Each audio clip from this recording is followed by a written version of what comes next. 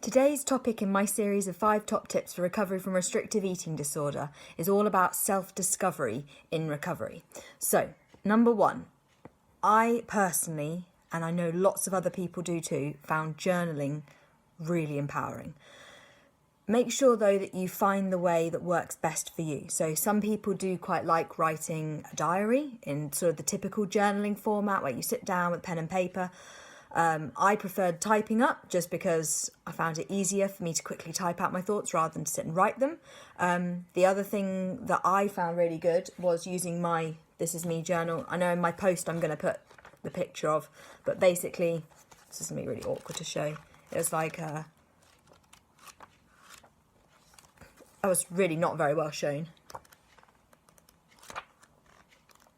But then each of the pages, and basically I just worked my way through it. It was something that I did. I've done it twice now in my recovery. I did it first in the very early stages, and I actually restarted it again, another one from scratch in July last year. Both times I found it really, really helpful, and I think this time especially I've been able to come at it from a whole new angle, and it's really had a big impact on the way that I have been able to get back in touch with myself. And I've posted a few before, like, so some of the pages will be things like, you know, my favourite movies. Oh, it's all in reverse. Oh well. And then this one is the foods that my eating disorder likes. And then as you work through, they get a bit more sort of in depth about, you know, the things that worry me and the things that make me angry.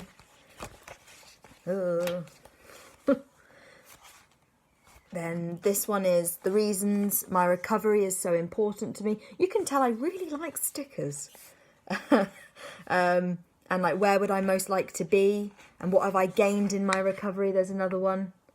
So I've sort of made my way through, and that was something for me that it was a way that I could journal, but then in a sort of semi-guided way. So it kind of helped me have some structure to it a little bit. So when I was sat there thinking, I'm not really sure what to write, I actually found this really good for that. As I say, it was something that helped me a lot. And so the first time round I decided I was going to try and self-publish it so that it could maybe help other people. And then I came back to do it again myself, and it's kind of, yeah, it's made a huge difference to me when I've been trying to get back in touch with yourself when you do feel lost. And, you know, recovery is really bloody hard, and you do often feel a bit like you're not quite sure who you're actually going to discover at the end of it. You know, you get so locked in that eating disorder world, and your whole persona becomes so dictated by those disordered habits and behaviours and thoughts that in your recovery, sometimes it's scary. You think, I'm recovering, but I don't know who I am. And I definitely felt that the first time around when I did it myself, and then the second time around again, I felt like when I was letting go of all those quasi rules and quasi thoughts and quasi actions and all these stupid things I was doing, and when I started really tackling them, I suddenly just felt completely lost. And I felt like in terms of knowing who I was as a person, I struggled with that because I related myself so strongly to who I was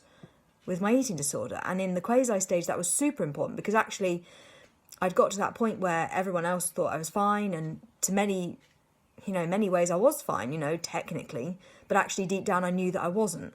And so when I did start to tackle those things, I just felt really alone in myself. I don't know if that makes sense to anyone, but I just felt like I really needed something that would help me to get back in touch with who I actually am. And for me, doing this again, the second time round, it was a game changer. It really did. It made a huge difference. I'm going to blab. This is already 4 minutes in. So, yeah, journaling. Number 2, talk to loved ones about who you are.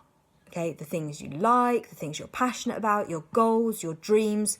Verbalising that self-discovery journey is powerful. So for me, that was a lot of that. I'd do it through this book where I'd be sitting, I might be journaling, like typing up on my computer, or I might be in my This Is Me, and then I just want to talk to about someone. Sometimes you just, sounds really stupid, but sometimes I just do some of the basic pages, like ones about where you might want to travel to, and suddenly I'd think, oh yeah, I'd almost forgotten these things about myself. And then I just wanted to talk to people, and actually it really helped to then find someone like Andrew I spoke to a lot, my mum, my sister, my other close friends. I just talked to them about these things, and that really helped me as well in the process of getting to know who I was in the world without my eating disorder. Number 3, okay, say yes more, please within reason, obviously. But basically what I mean by this is just the idea of trying to be open to new things. I think when you have an eating disorder, your whole world shuts down, and you do very much live in this sort of little box of you and your disorder, and that's it. And actually, when you go into recovery, do open yourself up to things and say yes a bit more. You know, things that you think, oh, I'm not really sure that's very me. Think, well, maybe it is. Maybe it is me. I've just been writing a post up about linking into another thing and using a quote in it from Hitch, the movie. If you haven't watched it, you absolutely must watch. Oh my word. If you haven't watched it, you absolutely must, because it's such a good film.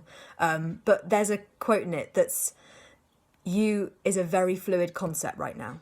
And that is so apparent in recovery. Like right now, you are rediscovering yourself at every single level. And actually, maybe it's not what you think you is, but it could be. Try it. You might not like it. It could be anything. Someone could say, oh, have you ever watched this movie? And you think, I don't really like that kind of film. Why not? Give it a go. Try it. It could be a book. It could be, I don't know, a type of creative thing. Like, I'm trying to think of something I had a go at that. This. 1 second. I'm going to have to pull it off the wall. This. I'm not sure. I can't remember what... Oh, no, I haven't broken anything. I can't remember what it is. It says adventure around it. But you know, with the little... I don't know why I've forgotten what it's called. The little heat thing. I just remember them from being in DT and making solder balls, which I'm sure we weren't meant to do, but making loads of little solder balls, but using one of those. And I made this. I wasn't particularly good at it. I think this took me about 1,000,000 times. And my dear friend Esther, who I was doing them with, I probably used up the majority of her, stuff trying to make it. But I did eventually get there. I didn't think that was my thing, but you just try things. And obviously that's such a small example, but it could be anything. You know, if you go out and you see a top and you think, oh, it's not really me. Well, maybe it is. Try it. Same with food. If you think, oh, I don't really think that's I don't really like that. Try it again. You might. You never know, because when you are in an eating disorder, your world is so small that you just get so trapped in that little bubble that you almost forget that there is stuff outside that. And recovery is about opening your eyes up to the fact that your world is so much bigger. And actually, the things that you thought were the truth when you were in that bubble, maybe they aren't. So, yeah. Anyway, number 4. Remember not to get lost in the big stuff. Self-discovery isn't all about life-changing realizations. It's the little things. Like I say, it's like in here, what your favourite colour is, the things that make you happy, the books you like. It's little things. And like this is a tiny thing. But this was an example of me like having a go at something and just seeing if I could do it, seeing if I liked it. And then number 5. This is really important. Really important. Please, please, please. Do not worry about being all about food right now in recovery. If you are in recovery right now and you're thinking, I'm not really interested in books and films, I just think about food all the time, don't worry. Go with it. Your brain needs you in that place where you are focused on food all the time, because it needs you to eat, to heal, to restore. You, your hobbies, the rest of your life are on the other side of that. Just keep going. Your brain is holding you in a place where it needs you to be. Eat, trust it, and it will all be okay. Right, that's me done. Lovely speaking again. I hope you all have a lovely day and speak soon.